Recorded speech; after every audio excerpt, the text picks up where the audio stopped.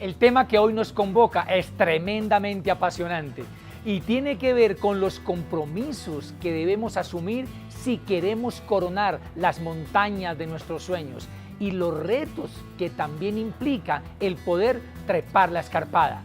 Miremos quién es nuestro entrevistado de hoy.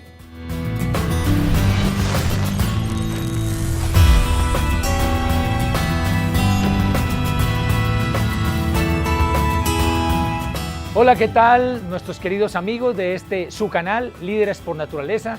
Como es costumbre en este programa de Emprendedores en Casa, hoy nos acompaña un gran y especial personaje. Se trata de Juan Pablo Ruiz. Juan Pablo Ruiz es economista de la Universidad de los Andes en Colombia, magíster en Teoría Económica de la misma universidad, magíster también en Asuntos Ambientales en Desarrollo Sostenible de la Universidad de Yale, Estados Unidos.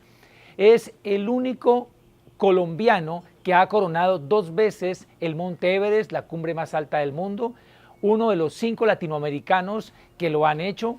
Ha dirigido las 3 expediciones de Colombia que han hecho cumbre en Everest y también fue el jefe del proyecto Colombia 7 Cumbres. Lo acaban de terminar, en el cual coronaron la cumbre más alta de cada continente. Además, hizo parte del staff corporativo del Banco Mundial, adicionalmente es consultor para la ONU en asuntos de medio ambiente y paz y también de diferentes organismos relacionados con el medio ambiente y el desarrollo sostenible. Muy buen día, Juan Pablo, y bienvenido a este programa y a este canal. Mauricio, muchas gracias por la invitación. Juan Pablo, ¿de dónde nace el amor por la montaña? Bueno, nace de una casualidad de un amigo, Alejandro Lanceta, cuando estábamos viendo el primer mapa que no era plano, sino que era, digamos, de alto relieve que había sacado el Agustín Codazzi, viendo allá, especulando frente a ese mapa en el Salón de Geografía, Alejo nos dice: hey Johnny, vámonos al punto más cercano a la nariz. Y dije, pues el más cercano es que la alta montaña, listo, vámonos para allá. Y arrancamos. Obviamente fue un fracaso la primera expedición, pero de allí surgieron las ganas y luego en el 5.º intento, Marcelo Arbeláez y yo logramos la cumbre del Nevado del Tolima y para nosotros fue, digamos, el inicio de lo que sería la gran afición y el gran espacio de formación de nuestra vida, que es la montaña. ¿Qué se siente el haber coronado esa primera alta montaña en Colombia, ese primer proyecto de montaña? ¿Qué fue lo que más sentiste, lo que más recordás de haber hecho eso? Bueno, lo que más recuerdo es cuando llegamos a la cumbre y vemos al frente el Nevado del Ruiz. Cuando vimos el Nevado del Ruiz dijimos, bueno, logramos uno que para nosotros era casi imposible y parecía ser el único, que era el Nevado del Tolima, porque llevamos 5 intentos allá, pero el montañismo es mucho más que eso y desde ese momento empezamos a prepararnos como montañistas.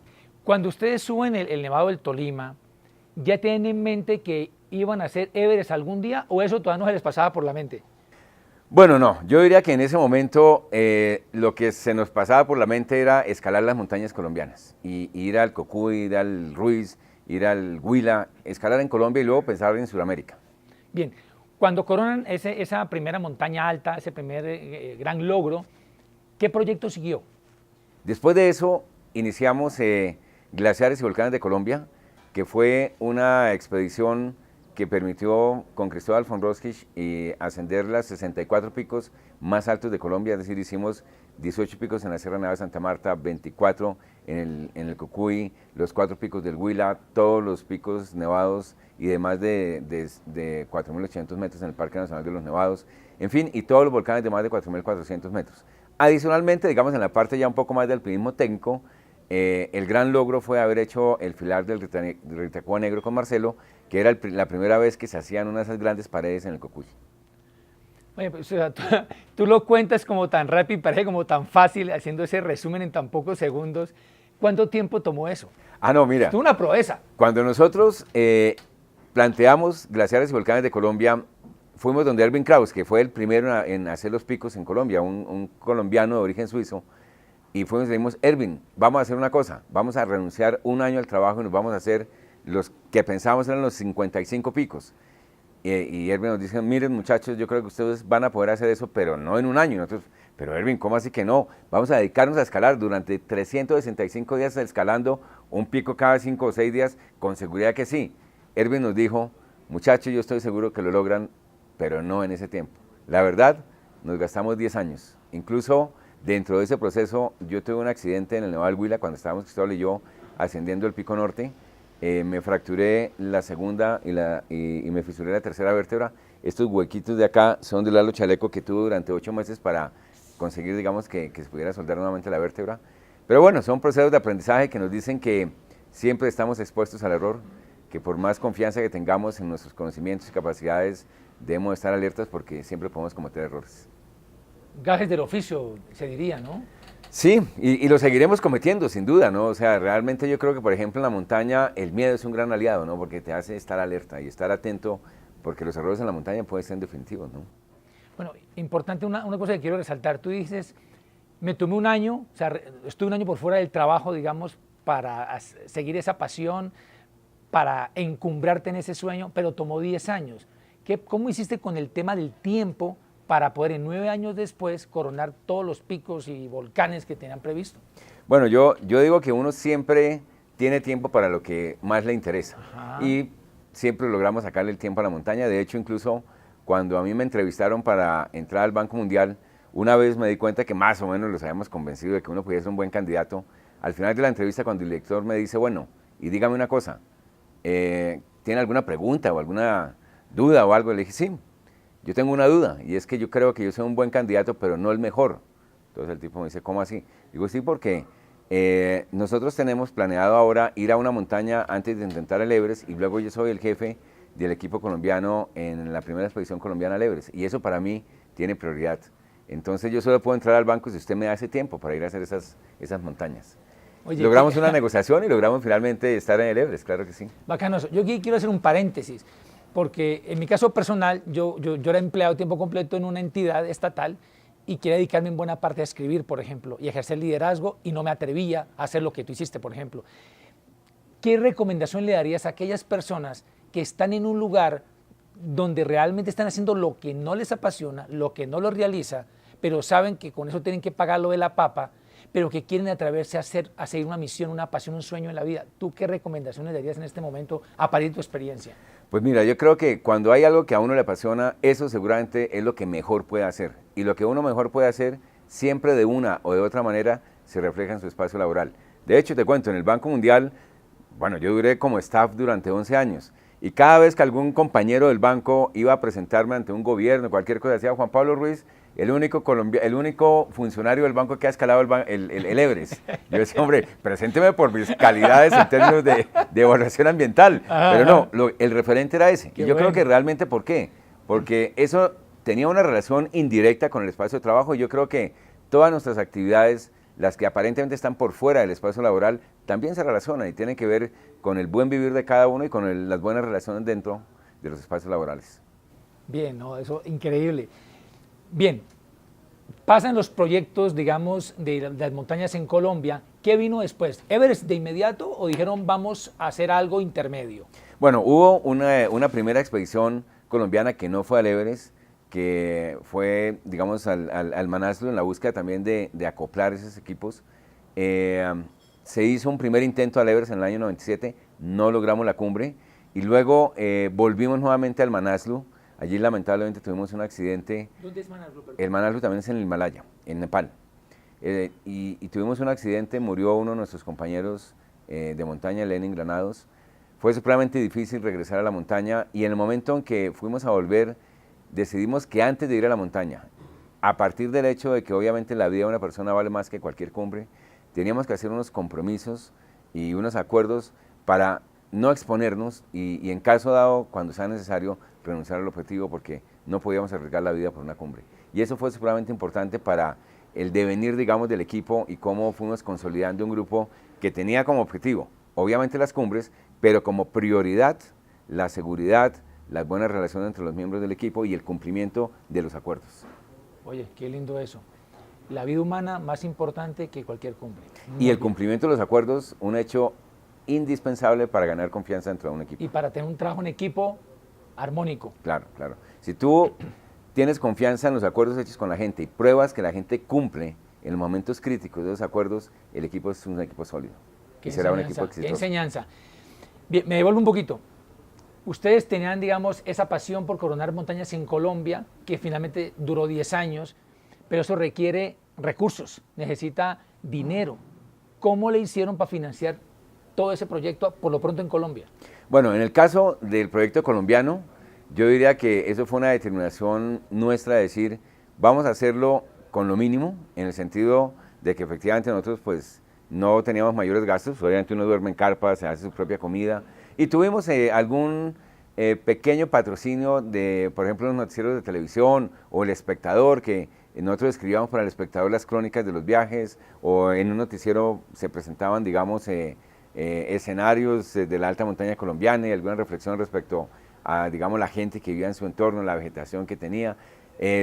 Trabajé en ese tiempo, trabajaba con Inderena, entonces el Inderena también permitía que uno saliera e hiciera, digamos, estos trabajos. Bajábamos nosotros algunas plantas de la alta montaña para su referenciación. En fin, digamos, combinábamos la montaña también con otras actividades. Bien, pero cuando ustedes ya piensan mucho más en grande y piensan coronar Everest, eso sí ya requiere un costo mucho mayor. ¿Cómo fue esa aventura de financiación de las primeras idas al Everest? No, eso fue muy difícil, porque claro, esto sí ya no lo podíamos hacer con recursos nuestros, necesitábamos comprar todo el equipo de alta montaña, necesitábamos pagar el derecho de acceso, necesitábamos viajar hasta el Everest y obviamente también pagar, digamos, a los sherpas que nos iban a apoyar en el ascenso. Nos dividimos nosotros, los montañistas, cada uno de 10 empresas para ir a buscar patrocinio. Y recuerdo que cuando yo estaba buscando el patrocinio en una gran empresa, que patrocina además el deporte, les dijo, mire, ustedes patrocinan el fútbol, han patrocinado el ciclismo, han patrocinado el atletismo, queremos que nos patrocinen una expedición de alta montaña. Y la gerente comercial de la empresa me mira y me dice, ¿sabe qué? Nosotros sí hemos patrocinado el deporte, pero paseos, es la primera vez que me piden plata para un paseo. Bueno, así arrancamos, o sea, nos tocó demostrarles a ellos que la expedición de alta montaña no era un paseo, era un evento deportivo y un evento deportivo importante. ¿Qué hicimos? Buscamos, digamos, una certificación de Nestlé, una empresa que tiene su origen en Suiza, donde nace el alpinismo en los Alpes, y con esa carta, digamos, de copatrocinio de parte de ellos, pudimos negociar con los empresarios colombianos y logramos, a través de Inversiones Carrizosa, que en ese momento eran socios importantes de Gran Ahorrar, el patrocinio para la primera expedición colombiana al Monte Everest. Uf. ¿Tú fuiste el primer colombiano en coronar Everest? Bueno, en la expedición del 2001 coronamos Everest 4 personas, Manuel Barrios, Fernando González Rubio, Marcelo Arbeláez y yo. O sea que fuimos 4 en la primera expedición. En la segunda expedición, que fue en el 2007, coronamos 5 personas, que fueron Lucho Osa, primer colombiano que lo hizo sin oxígeno, 3 mujeres colombianas que son Katy, Mónica y Ana María, y yo lo hice por segunda vez en el 2007, y luego en el 2010 lo coronaron Nelson Cardona con su prótesis y Rafael Ávila. Bien, cuéntanos un poquito, sé que es muy complicado transmitir esa sensación, esa experiencia, pero hagamos el intento. ¿Qué se siente coronar la cumbre más alta del mundo? Bueno, yo creo que depende de las circunstancias en las que uno esté. Pues yo la he hecho 2 veces y las 2 veces han sido completamente distintas en términos de la sensación. La primera vez yo había cometido un error, había confundido una botella de oxígeno con una cantimplora. Cuando me fui a poner la última botella no teníamos ese oxígeno, tuve que acordar con Marcelo cómo me iría a ir con menos oxígeno y sabíamos que en el descenso nos íbamos a quedar sin oxígeno. Entonces cuando yo llegué a la cumbre, que llegué pues obviamente utilizando menos oxígeno y con un esfuerzo bastante grande, cuando llegué a la cumbre, claro, lo más bonito y lo más impactante fue ver que el mundo es redondo. ¿Por qué? Porque uno ve las cumbres haciendo una circunferencia. Claro, como todas son más bajitas que el punto donde tú estás y son muy altas, uno ve la circunferencia a través de las cumbres. Fue muy lindo. Pero después de eso empezó mi preocupación, no tengo oxígeno, tengo que bajar. Y era como una llanta en un pantano que solo da vueltas así y no avanza. Ese era mi pensamiento, era no tengo oxígeno, tengo que bajar. Y efectivamente, yo no me demoré en la cumbre más de 10 minutos y empecé a descender. Efectivamente, a los 20 minutos me quedé sin oxígeno y tuvimos que seguir descendiendo sin oxígeno hasta llegar a encontrar una botella abandonada que tenía que tenía una quinta parte de lo que debería ser, y con eso nos ayudamos un poco y luego pues llegamos a las botellas que hemos dejado a 8.500 metros. O sea que ahí no te puedo decir que fue un gran goce, excepto pues el haber observado esa impresión de que el mundo era redondo. Pero después de eso, en el 2007, cuando llegamos mucho más temprano, las condiciones eran excelentes, realmente fue un placer. Yo decidí pues descender tomando fotografías, observando y disfrutando una montaña que presentía que de alguna manera seguramente era la última vez que iba a visitarla, porque es que llegar a la cumbre del Everest, pues no es fácil. Y fue un placer ese descenso, como el sentir el haber logrado un objetivo y el estar plenamente satisfecho con el resultado y con la gestión que significó, tanto individualmente como en términos colectivos, haber logrado esa montaña. Impresionante. Ahora yo tengo esta pregunta. ¿Qué tal si esa botella abandonada no aparece? ¿Alcanzarías a aguantar hasta las botellas que habían dejado a propósito para la bajada? Bueno, nosotros creemos que sí. De hecho, cuando arrancamos a 8.700 metros, que fue cuando me di cuenta de la carencia de la botella, hacia la cumbre 8.848, o sea, 150 metros de diferencia de altura. Cuando arrancamos, el supuesto con el que arrancamos es que no íbamos a encontrar sino hasta 8.500 nuestro primer, digamos, refugio con oxígeno. Entonces, sí, partimos con el supuesto de que bajaríamos en oxígeno y efectivamente yo diría que ahí la confianza entre Marcelo y yo y el conocimiento que cada uno tenía de las capacidades del otro permitió que hiciéramos el acuerdo y que como equipo tomáramos conjuntamente un riesgo que al mismo tiempo lo ponía a él en más dificultad, porque lo que hicimos en el último tramo fue que yo usé el cuncho de la botella que dejaría Marcelo a 8.700 y el cuncho de mi botella, y con eso subí hasta la cumbre, pero eso significaba que al llegar a 8.700 ni él ni yo tendríamos oxígeno. Entonces fue un acuerdo entre los dos donde los dos asumíamos un mayor riesgo, pero sabíamos y teníamos confianza en que podríamos superarlo. Genial.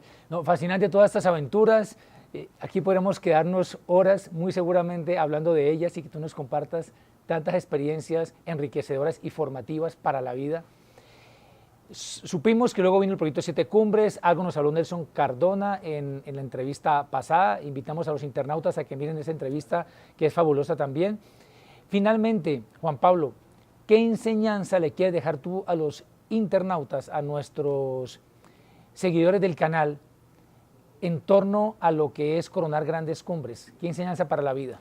Pues mira, yo diría que no solamente en el ascenso a las grandes cumbres, sino en el ascenso a las montañas, nosotros hemos aprendido muchas cosas que, digamos, en Epopeya transmitimos a la gente respecto a cómo uno aprende, a llevar lo indispensable, ni más ni menos. Muchas veces nos cargamos de muchas cosas que necesitamos y en realidad son una carga y no un aporte en buscar un objetivo. 2, es supremamente importante hacer un equipo con gente con quien nos complementemos. No necesitamos gente igual, necesitamos gente que se complemente con nosotros en cada una de las acciones.